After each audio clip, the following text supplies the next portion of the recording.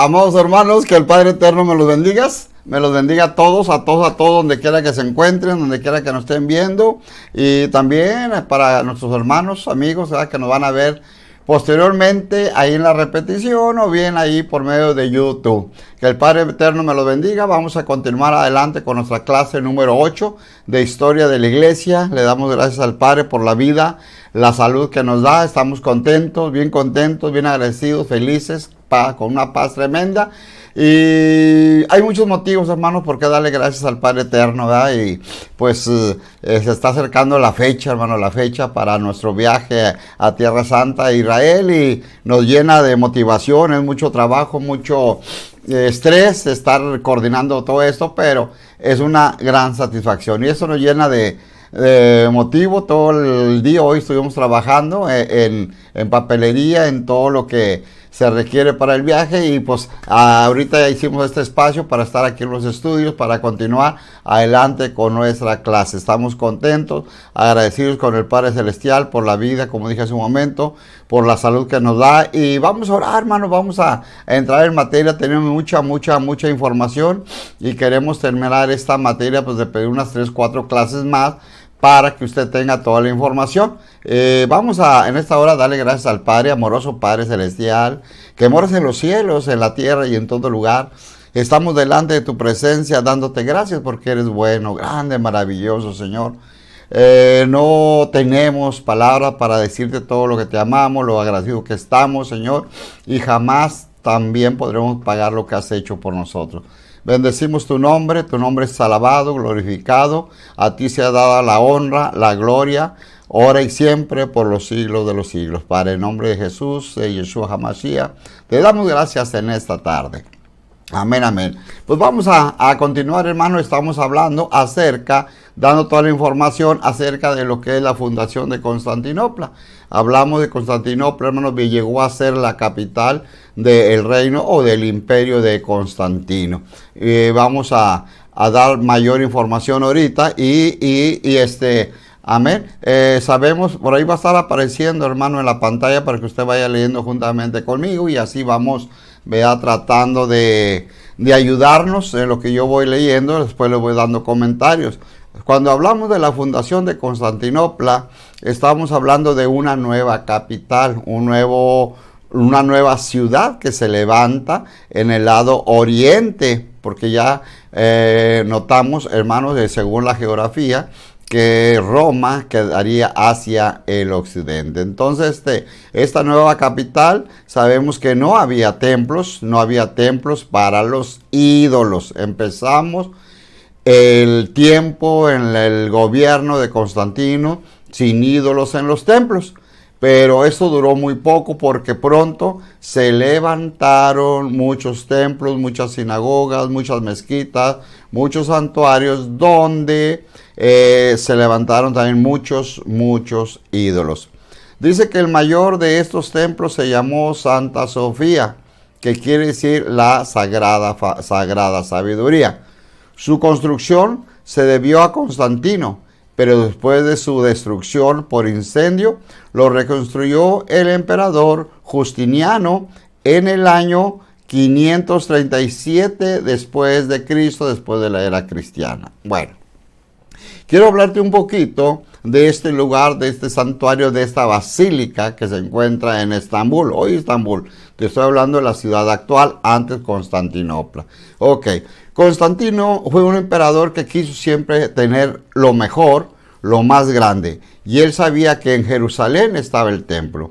Había estado el templo, y era el santuario en aquel tiempo más grande del mundo, o que se conocía, más grande que el que estaba en Éfeso, más grande que estaba en Alejandría. Entonces el templo de Salomón, el segundo templo que fue construido en el mismo lugar sobre el domo de la roca, amados hermanos, era el santuario más grande. Entonces Constantino manda construir este templo de Santa Sofía. Santa Sofía, que llegó a ser el santuario más grande, no solamente de aquella región, sino de todo el mundo, conocido en aquel tiempo. Entonces, este santuario Santa Sofía significa la sagrada sabiduría. Él usó mucha sabiduría y dijo, este santuario lo voy a hacer porque he recibido sabiduría sagrada, sabiduría de los dioses, así decía, y dice, y lo construyó. Y en realidad hemos tenido la oportunidad, la bendición de conocer ese lugar en Estambul. Es un lugar muy grande, muy grande, con una explanada, plaza y todo muy grande, y es el santuario más grande que está en Turquía, en Asia Menor, en aquella región. No sé si hoy en día, no tengo datos actualizados, si hubiese algún otro santuario mayor. Sabemos, ¿verdad?, que después Roma construyó, el Vaticano construyó, Estados Unidos tiene santuarios muy grandes, pero no he investigado si tan grande con esta dimensión de este santuario de Santa Sofía. Entonces fue la matriz, fue la casa de Constantino, y él ahí mismo empezó posteriormente a levantar ídolos. Cuando se levanta aquel santuario no hay ídolos, pero posteriormente empezaron a llegar gente de otras ciudades, de otros países, empezó el comercio, a cruzar el comercio, y fueron levantando estatuas, ídolos, imágenes, según de donde la gente venía de sus países a comercializar en el Asia Menor. De un modo tan magnífico, dice que superó cualquier otro templo de su espera, lo que estaba comentando hace un momento. Dice, permaneció, o de su época, fíjese que bien lo que le estoy diciendo, hermano. De un modo tan magnífico, tan grande, tan excelso, dice que este santuario Santa Sofía superó cualquier otro templo en su época. Entonces no sabemos si ahorita actualmente haya un templo más grande, ¿verdad?, pero en su época fue el más grande. Permaneció siendo la principal catedral del cristianismo durante 11 siglos, hasta el año 1453 después de Cristo, cuando los turcos tomaron la ciudad. Luego, en un día la convirtieron en una mezquita, y así ha permanecido hasta el tiempo actual. Es un lugar para los musulmanes, para los turcos, porque es la región musulmana, aunque ahí se dice que fue por los cristianos, porque a Constantino se le consideraba como un cristiano en aquel tiempo, pero aunque nunca lo fue, ¿verdad?, porque él hizo una mezcla de todas las religiones. Entonces, esto nos viene a decir, hermanos, que fue el templo principal, fue la base y fue la sede. Cuando los turcos tomaron la ciudad, este lugar cambia, lo transforma, porque también, incluso ahorita vamos a dar una información, que fue quemado, fue incendiado. Después viene otro emperador y lo vuelve a reconstruir. Ahorita leíanos que permaneció siendo la principal catedral del cristianismo, así entre comillas, ¿verdad?, el cristianismo. Y duró por 11 siglos, hasta el año 1453. Pero un día, hermano, lo convirtieron en una mezquita. Y eso, ahí quiero yo pararme tantito, una mezquita. Hay muchas restricciones para entrar a esa mezquita. Primero debe haber un orden y un silencio total. La gente hace fila a veces, a nosotros tocó hacer fila casi 150 metros, una cuadra y media aproximadamente. Y en silencio. Cuando uno entra o se presenta a la puerta, tiene uno que quitarse los zapatos. Tiene que ir con pantalón, con camiseta, los hombres sin zapatos, las mujeres también igualmente sin zapatos. Todo el mundo va a entrar a esa mezquita sin zapatos. La mujer tiene que cubrirse totalmente la cabeza, que nomás quede descubierta su cara, y su cuerpo tiene que estar cubierta. No dejan entrar, hay muchas restricciones, no dejan entrar a una persona que venga en short, a una persona, hablando en mujer, una persona que traiga una blusa de tirantes, nada, absolutamente. Se le niega el acceso, o sea, la entrada. Dentro del santuario de esta mezquita, hermano, hay mucha seguridad, hay mucha vigilancia. Hoy en día hay muchas cámaras de seguridad y hay muchas personas. En cada puerta pudimos encontrar mínimo 4 o 5 personas de seguridad. Y hay muchas puertas. Ahora, no vas a entrar por cualquier puerta. Ahí se entra solamente por una puerta. Por una puerta y se sale igualmente por una puerta. Entonces, ¿qué es lo que haces? Al entrar hay bolsas de plástico y ahí tú vas a poner tus zapatos, si llevas una sombrilla, si llevas una chaqueta, algo, lo vas a poner en tu bolsa y lo vas a llevar. No se permite traer cosas, hermanos, así en el cuerpo, volando, a mí me dieron permiso para entrar ahí, hermano. Yo te voy a decir una cosa, yo entré con mi cámara de video, entré con mi micrófono y todo, y tuve que pasar por una inspección muy minuciosa. Como media hora duró la inspección. Abrieron la cámara, checaron los cassettes, las memorias, todo lo que llevaba el micrófono, los cables, todo lo checaron. Y me tuvieron a mí en un lugar aparte. Todos los iban entrando las personas. Pero a mí me tuvieron en una parte. Me dijeron que fuera a recibir, porque estaba el guía con nosotros que hablaba español, que fuera a recibir la cámara, pero en otra sección. Así que cuando yo entré a la puerta, ya se me había inspeccionado toda la cámara, todo lo que yo iba a grabar, porque nosotros hicimos una grabación allá adentro.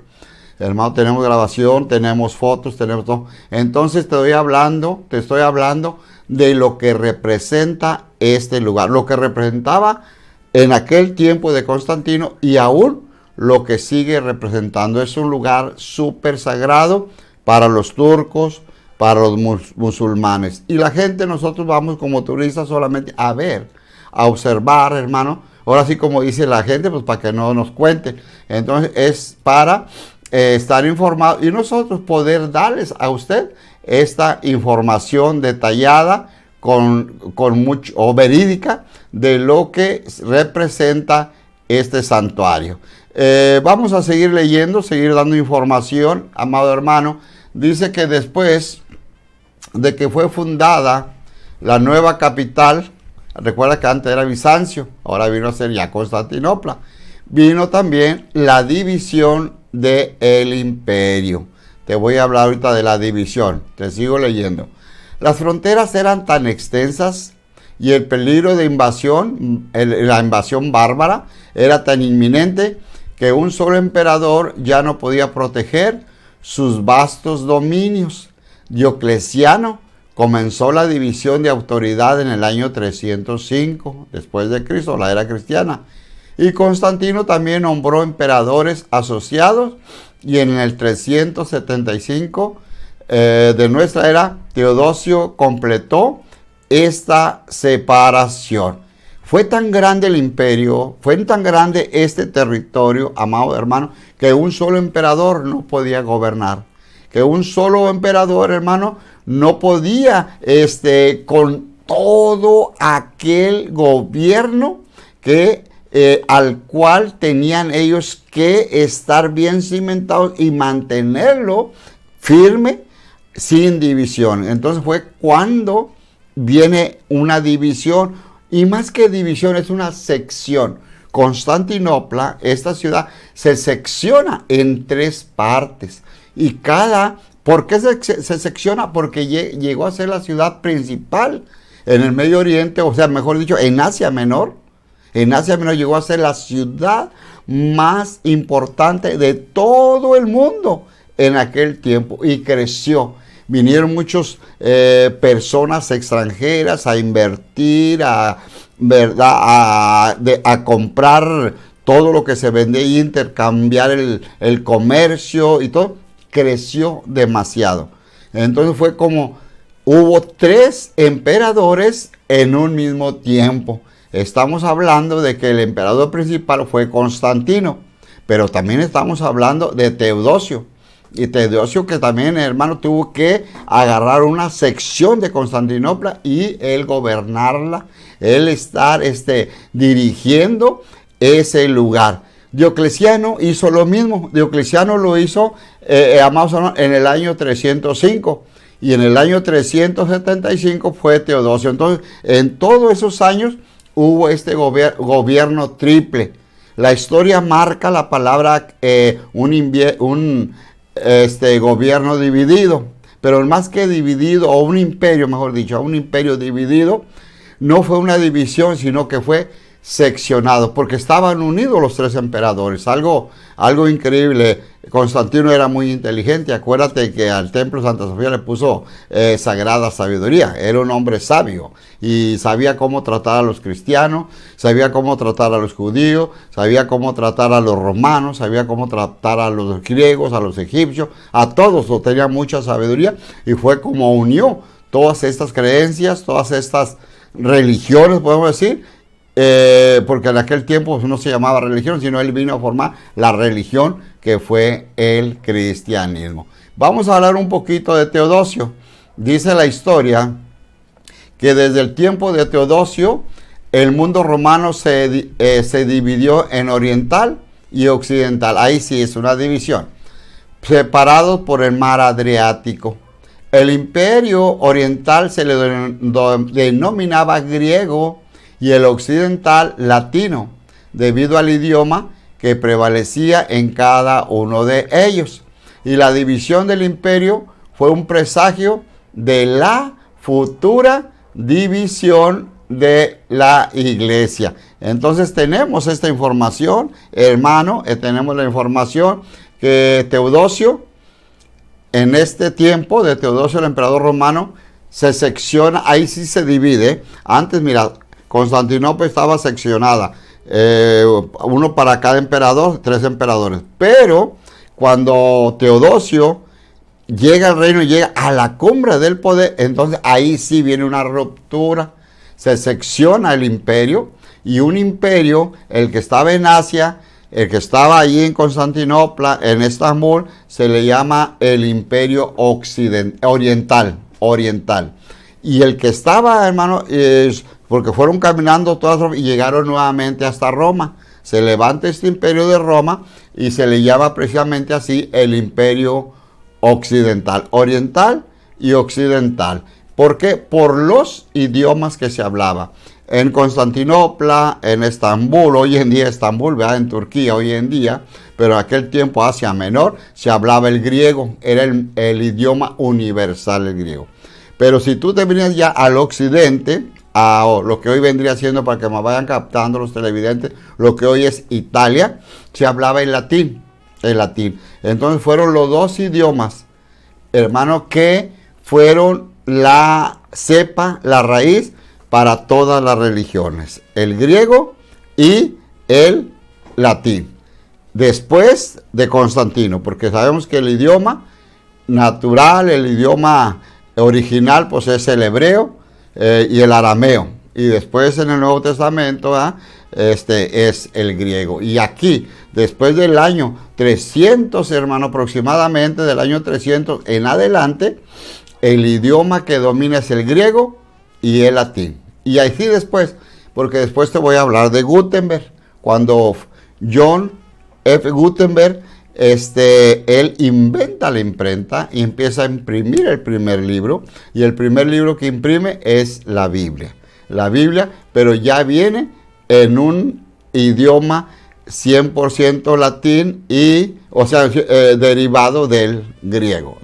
Entonces, vamos a continuar hablándote un poquito más sobre esta información de la iglesia. Hablamos ahorita ya del imperio de Teodosio. Bueno, ahora te voy a hablar también, bueno, aquí me quedé tantito, ¿por qué? Porque aquí es donde empieza, esto es un presagio. Después del año 75 aproximadamente, es un presagio de que la iglesia va a ser dividida. Entonces, eso es lo que vamos a comentar. Constantino dice que era tolerante, tanto por temperamento como por motivos políticos, aunque era enérgico en su reconocimiento de la religión cristiana. Dice, no sancionaba ningún sacrificio a las imágenes que antes se adoraba, y puso fin a las ofrendas a la estatua del emperador. Sin embargo, favorecía la tolerancia de toda forma de religión y buscaba la conversión gradual de súbditos al cristianismo. ¿Qué es lo que él hizo? todas sus estatuas que habían hecho en toda esa región. Dijo, no, no las veré, estatuas, ok. Y así se ganó a todos los líderes, se ganó a todos aquellos que venían de otros países, con otras creencias, con otras costumbres, e incluso con otros idiomas. Nos dice la historia que ahí se conoce como el pacto de tolerancia. Él toleró todo.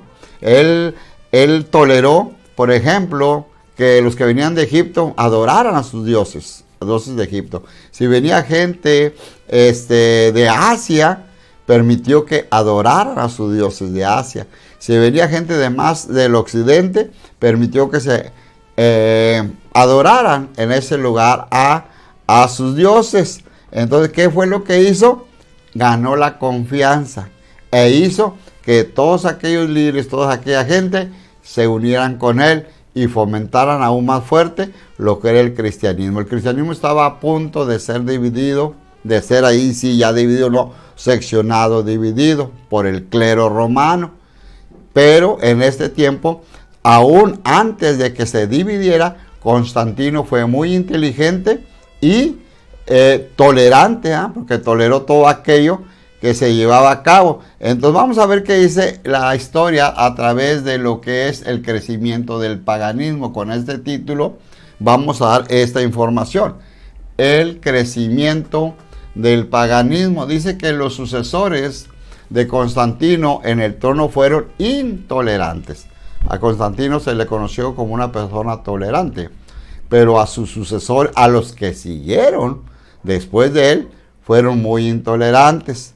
La conversión de los paganos avanzaba con bastante rapidez, aún demasiado rápido para el bienestar de la iglesia. Aún así, los primeros emperadores cristianos que fueron después de Constantino procuraban acelerar el movimiento mediante una serie de leyes opresivas como donaciones y ofrendas. Todas las donaciones que se recibían en los templos eran para los sacerdotes paganos. Y ahí empieza, hermano, la iglesia a poner estatutos, a poner sus leyes, a poner sus mandamientos. Lo que se conoce como mandamientos de hombre, ¿verdad? Mandamientos de hombre, porque ya se habían dado los mandamientos en el Sinaí. El Padre Eterno se los da a Moisés, los 10 mandamientos, 613 para los judíos, pero ahora empiezan a poner estatutos. Ahora empiezan a cobrar, ahora empiezan a recibir ofrendas, ahora empiezan a recibir, hermano, todo tipo de donaciones. Entonces, ¿qué es lo que pasa? Esto ayudó para que creciera el paganismo. Cualquier persona podía venir y adorar a su Dios, pero tenía que pagar una cuota. Al Dios del sol, al Dios de la tierra, al Dios del viento, al Dios al Dios aquel, al Dios al Dios todo. Cualquier Dios que se quisiera adorar, había autorización, siempre y cuando pagaras tu cuota, que pagaras tu donación, que dieras tus ofrendas. Todas donaciones, todo lo que se recibía, el destino es drástico lo que te voy a decir, eran para solventar la familia, para solventar también la vida como un seguro de vida para los sacerdotes, pero no los sacerdotes que exponían la palabra, sino para los sacerdotes paganos. ¿Quiénes son los sacerdotes paganos? Los brujos, las hechiceras, todos aquellos que practicaban la magia negra.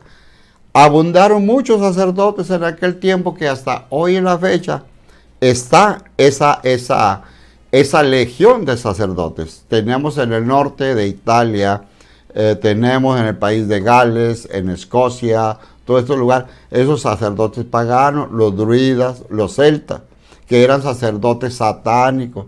Hoy en día siguen vigentes, ya no con la misma fuerza de hace aproximadamente, hermanos, 2000 años, sino con menos fuerza, porque trabajan en la oscuridad.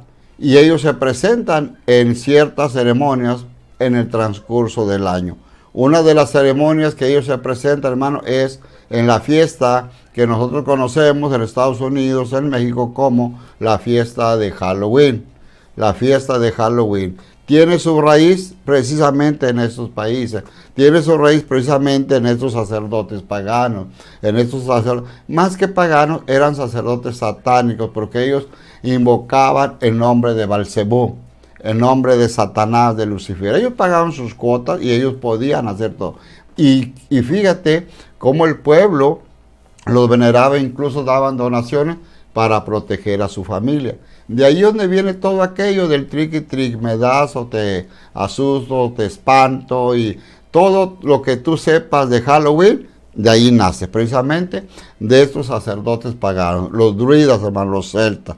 Y así es como a través de los años, de los siglos, hoy en día, todavía nosotros, mire, estamos en el mes de octubre, estamos ahorita apenas iniciando, el día 3, pero ya al terminar el mes, el día 31, se va a celebrar, hay esa celebración aquí en el Valle, aquí en México también ya se celebra, y ahí se van a notar muchos estos sacerdotes. Entonces, ¿dónde nacen estos? En el año 355 se surgen los primeros sacerdotes paganos, satánicos, que eran, ahora sí, mantenidos, que eran premiados por el gobierno de Constantino, por el gobierno de estos emperadores. Vamos a ver qué es lo que nos dice acerca de Constantinopla. Vamos a ver el desarrollo del poder en la iglesia romana. Hemos visto que Constantinopla desplazó a la ciudad de Roma como la capital del mundo. Ahora veremos a Roma afirmando su derecho de ser la capital de la iglesia. A través de todo este periodo, la iglesia de Roma ganaba prestigio y poder. El obispo de Roma, ahora llamado Papa, reclamaba el trono de autoridad sobre todo el mundo cristiano. Empezó un conflicto entre los dos imperios. Se acabó Constantino, vienen otros emperadores, empezaron a practicar brujería, hechicería, paganismo, ocultismo, todo esto. En Roma, en Italia, en Roma, aprovechan esta situación y se levantan, se organizan, se reorganizan, mejor dicho la palabra se reorganiza, y se levantan con poder, de tal manera que, hermano, está al parejo de Constantinopla, al parejo del gobierno que había dejado Constantino y esos emperadores que habían trabajado a la mano de Constantino. Por lógica, Constantinopla, Estambul era mucho más grande en longitud que Roma, pero Roma tenía el poder. ¿Por qué? Porque Roma reclamaba que ello era la sede, que era la capital, que era la ciudad principal. Y empezó, cuando se empezó a debilitar la iglesia o el imperio en Constantinopla, se levanta Roma, los emperadores romanos, los Césares, los Julio, todos estos, y empiezan a reclamar que la capital, la sede, la ciudad principal, o ahora sí en otras palabras, la capital del mundo era Roma. Era Roma, y empieza a poner también sus edictos, empieza a reclamar también sus derechos. Allí es donde surge el poder de la iglesia católica romana. Y viene y pone, haz de cuenta, un sello sobre todas las instituciones. ¿Por qué? Porque en aquel tiempo, y que viene más adelante, cuando se levantaron muchas iglesias, en cada iglesia había un líder llamado obispo. Lo que hoy podríamos decir un anciano, un pastor, un ministro, un maestro, etcétera. Eran obispos. Entonces Roma, como la ciudad Roma, o sea, la organización, ¿verdad? Los líderes siempre reclamaron ellos ser la sede, la ciudad principal. Ellos se inventaron, se sacaron debajo de la manga esto. Y ellos dijeron, Roma es la ciudad principal. Y hasta hoy en día sigue el engaño, hasta hoy en día dice, ¿por qué? Porque los hombres que fundaron aquí fue el apóstol Pedro y el apóstol Pablo. Y ellos decían que el apóstol Pedro había sido el primer papa, porque ese era el paso que iban a dar. El papa, ahorita vamos a hablar sobre el papado. Y cuando entra este edicto de el papado, sellan automáticamente, hermano, la superioridad sobre toda autoridad en todo el mundo. Y de ahí Roma tiene el poder y seguirá teniendo el poder, amados hermanos, para que se cumpla una profecía que está, amados hermanos, cuando vemos la estatua que vio Nabucodonosor. Aquella estatua, ¿eh? Los pies de aquella estatua eran sus dos piernas y sus pies, representan y están hablando de este imperio que se formaba en este tiempo, el imperio de Roma. El imperio que llegó a ser el mayor imperio hace 2000 años, hablando político y en el área del ejército, pero hoy en la línea religiosa sigue estando en primer lugar Roma. Entonces te voy a leer un poquito vamos a darte más información, y ahorita vamos a hablar sobre el papado también, para que vean todo de dónde viene esa idea del papado, con qué objetivo se hizo eso de el papa. Bueno, dice, él quería que se le reconociera como cabeza de la iglesia en toda Europa, al oeste del mar Adriático. Este desarrollo aún no había alcanzado la presuntuosa demanda de poder, porque el Estado y la iglesia, que se manifestó posteriormente adelantito en la Edad Media, sin embargo, se inclinaba con fuerza hacia esa dirección. Ahora veamos algunos de las causas que fomentaba este movimiento. Era como hablar como tipo una reforma. Dice, pero no era la reforma, ¿verdad? En todas partes los obispos gobernaban las iglesias, pero la pregunta surgía constantemente: ¿quién gobernaría a los obispos? Y es lo que te hablaba hace un momento. Dice, ¿qué obispo debía ejercer en la iglesia la autoridad que el emperador ejercía en el imperio? El obispo de Roma, se adjudicó el título de Papa Padre. Después se modificó a el nombre simplemente de Papa. Entonces, en cada iglesia, hermano, había un líder, se le va un obispo, lo que te decía ahorita, y ahorita ahí está ya ahí quedó el escrito. Dice, entonces ellos decían, bueno, hay muchos obispos, hay muchas iglesias, cada iglesia tiene su obispo, tiene su representante. Entonces, el emperador, pues gobierna, ¿verdad? El emperador todo, pero bueno, hablando políticamente y todo esto, el gobierno, una área gubernamental. Pero en el aspecto religioso, ¿quién va a mandar? Si hay muchos, no nos vamos a seccionar para mandar. Entonces, te digo, Roma se saca, hermano, ahí el lado debajo de la manga y dice, nosotros vamos a gobernar. Inventan. Esa frase primeramente fue conocida, cuando surgió no duró mucho tiempo, porque posteriormente se le cambió el nombre, que es el nombre que lleva actualmente. Ellos dijeron, ok, nosotros vamos a ser el obispo de los obispos, pero para que no se oiga tan la palabra muy obispo y obispo que es repetitiva, dijeron, vamos a ser el Papa Padre.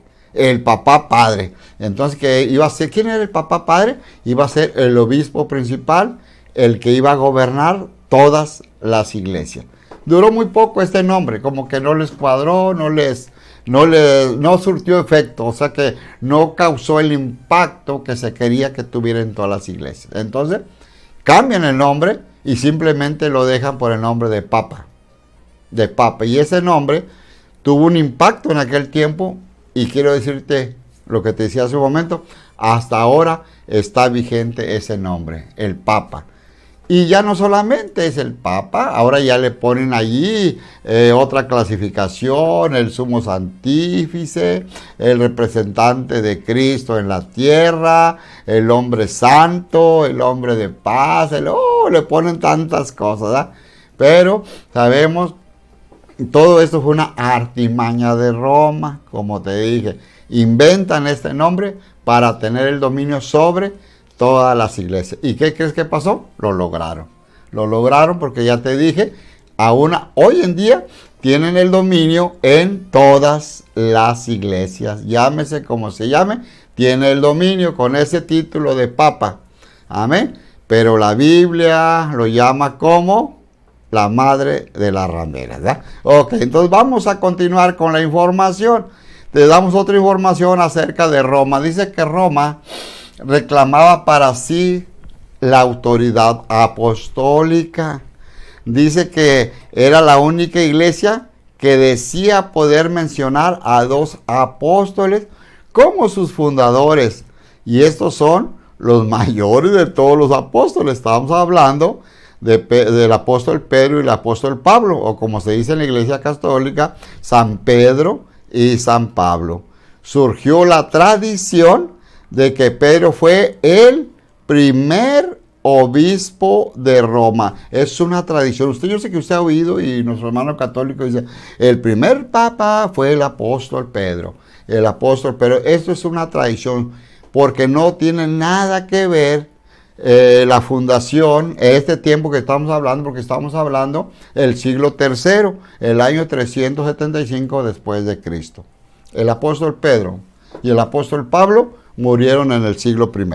Entonces, para empezar, hermano, nada tiene que ver una cosa con otra, pero como ellos querían patentar, querían gobernar, querían que la gente se sintiera sumisa, entonces dijeron, los fundadores de esta organización, de esta iglesia, así vamos a decirlo, fue el apóstol Pedro, bueno, no decían apóstol, fueron San Pedro y San Pablo, porque la palabra san para ellos es el nombre, decir un santo.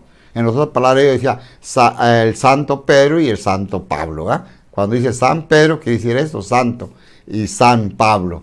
Entonces a ellos los toma como una estrategia, y toda la gente, sabiendo quién fue el apóstol Pablo, sabiendo quién fue el apóstol Pedro, hermano mío, que en el año, el año 33, ¿verdad? Cuando fue la llenura del Espíritu Santo en Jerusalén, él fue el que se levantó, habló, dio un discurso, y 3,000 almas vinieron al conocimiento de Jesús, de Yeshua. La gente sabía quién era Pedro.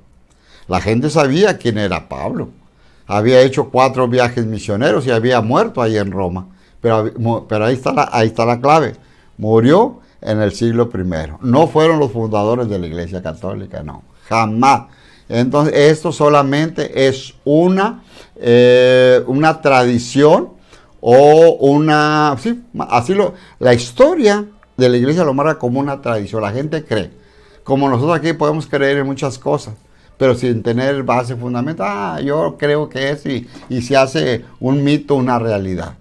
La Iglesia Católica se levanta con esta, más que tradición, yo le doy más la palabra de engaño, para ser más congruente a lo que estamos hablando. Engaña a la gente con esto, haciéndoles creer que el apóstol Pablo, el apóstol Pedro, fueron los fundadores de la Iglesia Católica. Es lo que viene a dar como resultado que la iglesia entonces sí tomó todo el poder y le fue disminuyendo poder a la iglesia que estaba en Constantinopla. Y de ahí Roma se apodera, hermano, y nadie jamás le ha podido quitar ese poder. Nadie le ha podido quitar el trono. Si nos vamos, estamos en historia, no me quiero meter en escatología, sabemos que el que le va a quitar el trono, pues es la piedra en aquella estatua, que va a venir y va a golpear los pies de la estatua y lo va a destruir. Esa piedra se llama Jesús de Nazaret, Yeshua HaMashiach, como usted le conozca, mi hermano. Entonces, ese reino que está ahorita va a ser destruido, pero por nuestro Mesías, nuestro Salvador. Entonces vamos a leer un poquito más acerca de la caída. Hablamos que ya Roma se levantó y viene la caída. Viene el déficit del imperio que estaba, hermano, en Constantinopla, o sea, el imperio occidental. Vamos a darte esta información. Dice que a través de este periodo de la iglesia imperial, sin embargo, otro movimiento progresaba. Era la más enorme catástrofe de toda la historia. la caída del Imperio Romano Occidental. En el reinado de Constantino, al parecer el reino parecía estar muy bien protegido, como lo había estado en el reinado de Marco Aurelio o bien de Augusto César, mas sin embargo estaba debilitado por la decadencia moral y política y listo para sucumbir bajo los invasores que lo rodeaban, ansiosos de derrotarlo. Dice que a los 25 años de la muerte de Constantino, o sea, en el año 337 después de Cristo, cayeron las barreras de la frontera del Imperio Occidental. Y los bárbaros, vamos a ver quiénes son los bárbaros, porque juegan un papel importante aquí en esto.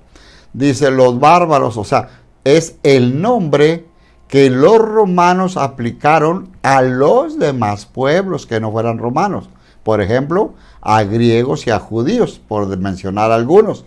Comenzaron a entrar por todas partes en las indefensas provincias de Estambul, de Constantinopla.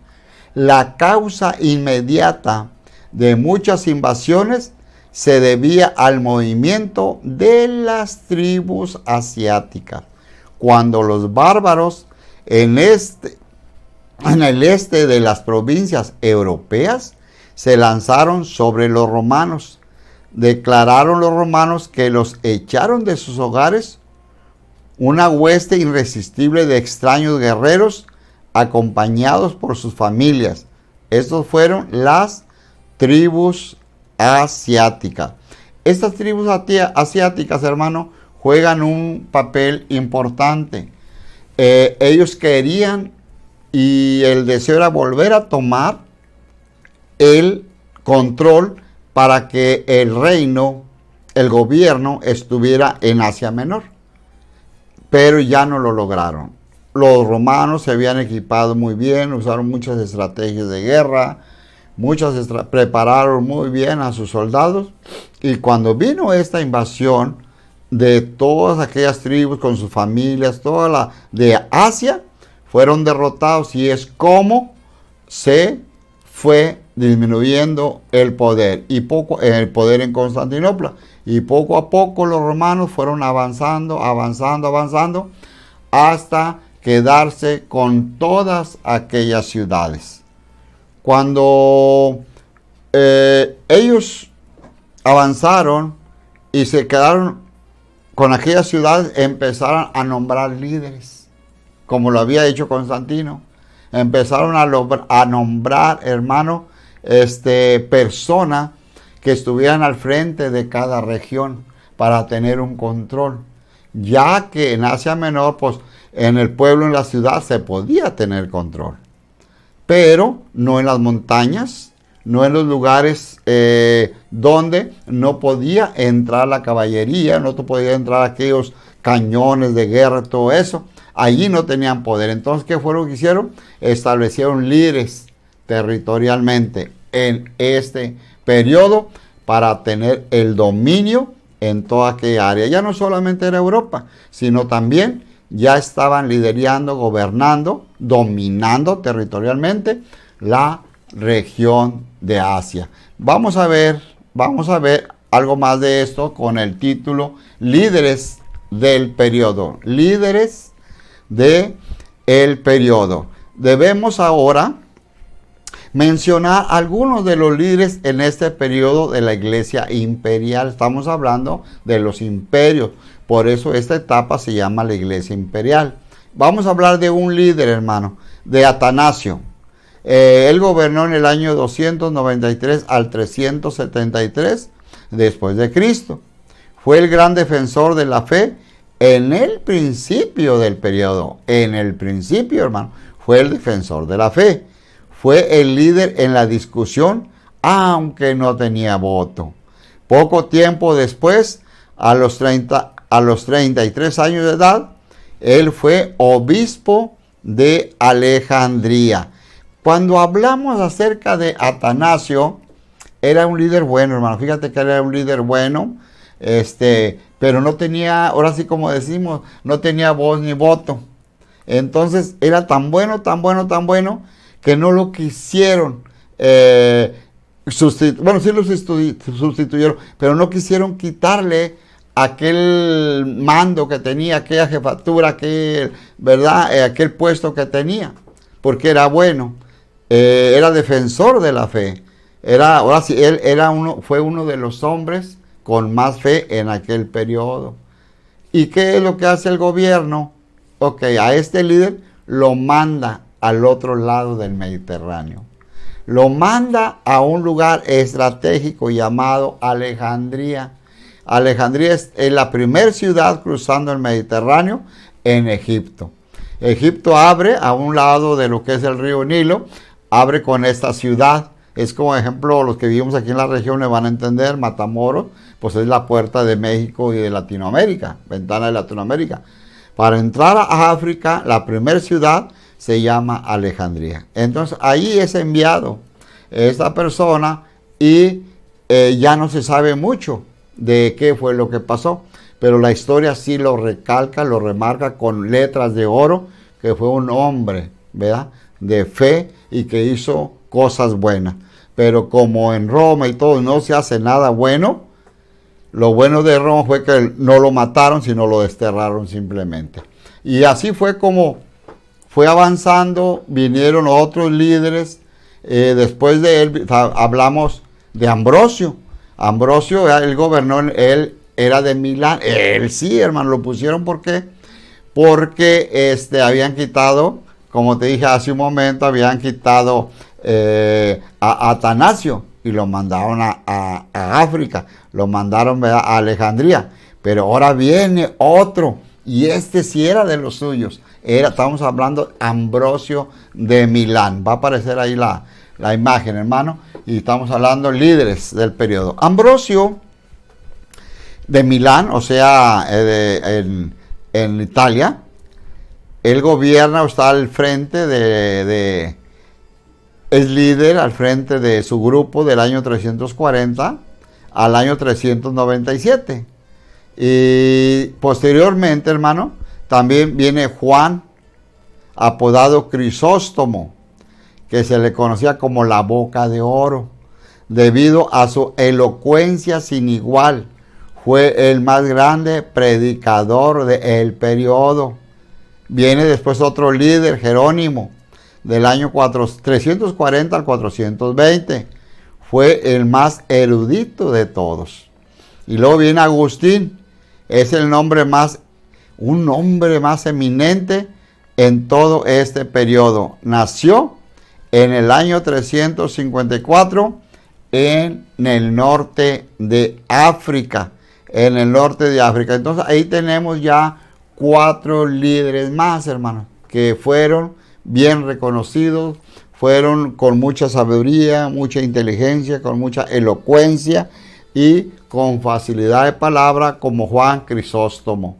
Dice que no había otra persona que hablara tan bonito. Y cuando yo estudio esta clase, cuando estudié en el instituto esta clase, me hacía pensar del apóstol de Apolos. Cuando estudiamos, ¿verdad?, en la Biblia de Apolos dice que era un hombre elocuente, un gran orador, que hablaba tan hermoso que la gente nomás al oírlo venían las multitudes, donde ellos estaban, a la plaza, a la sinagoga, a donde él estaba hablando, y una forma bien bonita, bien dulce, bien amable para hablar. Entonces, tanto uno como el otro tienen su nombre inscrito en la historia de iglesia, Apolos como Juan Crisóstomo. Tan así que la historia lo marca, la boca de oro. Hablaba muy dulce, muy suave, muy hermoso, con mucha elegancia, con mucha elocuencia, hermano. Sin dañar, sin ofender, y la gente se enamoraba de la forma en que él hablaba, y muchos venían, y fue próspero. Su reino, su gobierno quedó muy poco, fue próspero, hermano, porque inmediatamente vinieron noticias que estaban cambiando constantemente para que la gente también no, porque la gente era muy idólatra, para que no fuera a levantarle una estatua, no fuera a levantarle allí algo que, verdad, que tarde o temprano fueran a idolatrarlo. Entonces, por eso es el motivo que constantemente estaban cambiando de líderes, y eso fue una estrategia del pueblo de Roma. Vamos a hablar un poquito, hermano. Ahí terminamos ya la iglesia imperial. Con estos 3, 4 líderes que te mencioné, va a aparecer nuevamente ahí en la pantalla, está apareciendo en la pantalla. Ambrosio de Milán, Juan, apodado Crisóstomo, o sea, la boca de oro, Jerónimo, Agustín, fueron los 4 líderes del imperio, de este periodo, de este imperio, hermano. Y aquí termina en el año 420, porque posteriormente va a venir el otro imperio, 476 termina.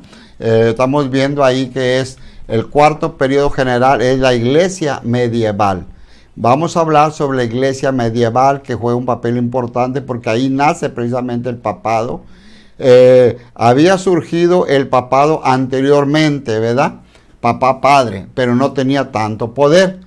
Pero en esta época, en el periodo medieval, es el cuarto periodo de la iglesia. Son 6 periodos, hermano, y 7 con la iglesia actual. Ya vamos a la mitad.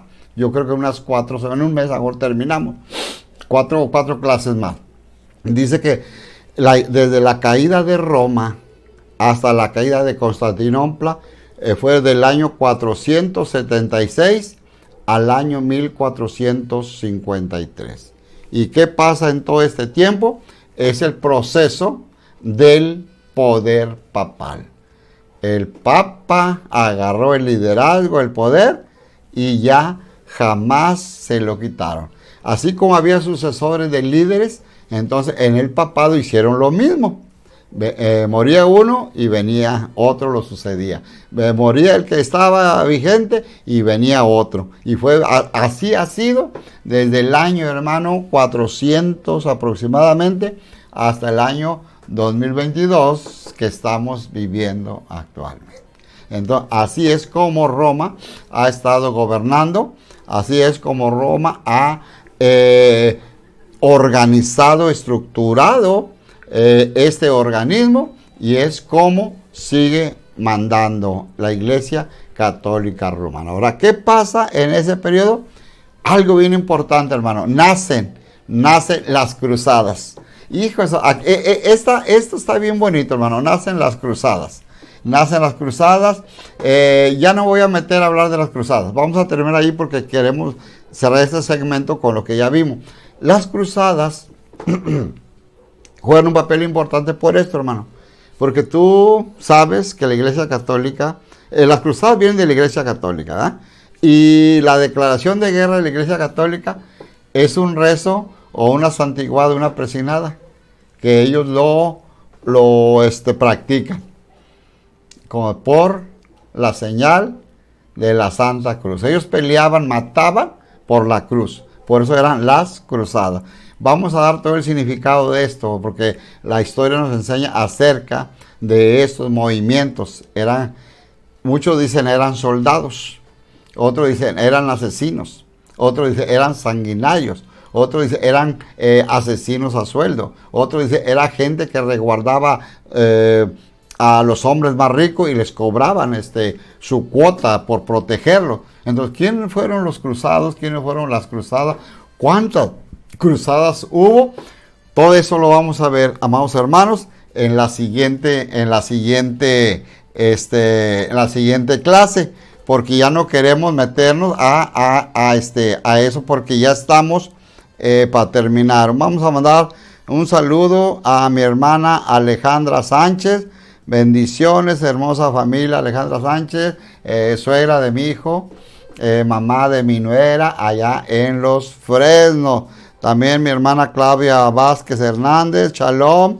Hermana Blanquita, amén. Igual, hermana, Shalom. Muchas bendiciones. Les mandamos saludos, bendiciones, un fuerte abrazo aquí del estudio de Shalom. Y a todos mis hermanos, no alcanzo a ver, hermano, ¿verdad? Todos mis hermanos, y sobre todo ahí va a quedar el video ya al ratito más, un ratito más lo subimos a YouTube. Entonces vamos a cortar, vamos a mandar a unos anuncios y después de esos anuncios regresamos, hermanos, para despedirnos. Que el Padre Eterno me los bendiga. ¿Estás buscando publicidad digital para tu negocio? Aquí en Soluciones Digitales lo encuentras. Tenemos spot para anunciarte en tus redes sociales o donde desees. Síguenos y entérate de nuestros servicios en Soluciones Digitales. Recuerda, búscanos en Facebook como Soluciones Digitales. Somos una empresa 100% establecida, atendida personalmente por su propietario, ingeniero Osvaldo Alcocer. En Soluciones Digitales somos tu mejor opción. ¿Estás pensando dónde almorzar, comer o cenar? No lo dudes más. Ven a Restaurante El Caporal. Sí, Restaurante El Caporal cuenta con excelentes desayunos, comidas, platillos, cenas y sin faltar las tradicionales parrilladas al carbón y sus cortes tipo americano. Restaurante El Caporal cuenta con un amplio estacionamiento. Muchas gracias por su preferencia. Restaurante El Caporal cuenta con salón de eventos para 40 personas, atendido personalmente por su propietario, Sergio Fernández. Estamos ubicados en Avenida Lauro Villar, número 160, en la Colonia Modelo. Invitamos a ver nuestros videos en Shalom Production, en la página de Facebook y también en YouTube en Shalom Production 27. Y nuestra programación es todos los lunes a las de 7 a 8 de la noche. Tenemos estudio bíblico y oración todos los jueves de 6 a 7 de la tarde. Los esperamos. Saludos y bendiciones. Amén, hermano, pues estamos ya para ser despedidos. Solamente invitarles para el jueves tenemos servicio de oración y celebraremos nuestra fiesta de Yom Kippur, Día del Perdón. Hay un evento grande, entonces estamos programando por ahí algo. No sé si lo hagamos aquí, ¿verdad? Aquí directamente en el estudio o en otro lugar que tenemos ya. Estamos planeando por allí. Muchas bendiciones. Nomás para regresarme tantito sobre las cruzadas, quiero decirle que en un periodo de 200 años hubo 8 cruzadas o 8 grupos que se organizaron para trabajar con ese nombre de cruzada. Vamos a ver qué fue la Inquisición, vamos a ver qué todo esto y por qué recibieron el nombre de cruzada y quién los apoyaba. ¿Qué gobierno o qué autoridad apoyaba las cruzadas? Entonces esto nos va a ir ayudando para ir despejando cosas. La historia nos ayuda, hermano, para ir viendo la regla y poder ir también viendo espiritualmente los años, los tiempos que estamos viviendo. Entonces, pues una bendición grande para todos. Que el Padre Eterno me los bendiga. Les mandamos un fuerte abrazo aquí de los estudios de Shalom Production. Y los esperamos, amados hermanos. El jueves tenemos, como digo, nuestra servicio, nuestra transmisión de jueves de oración. Y los esperamos el próximo lunes, si el Padre Eterno nos los permite. Saludos y bendiciones para todos. Shalom, shalom, amados hermanos. Un fuerte abrazo.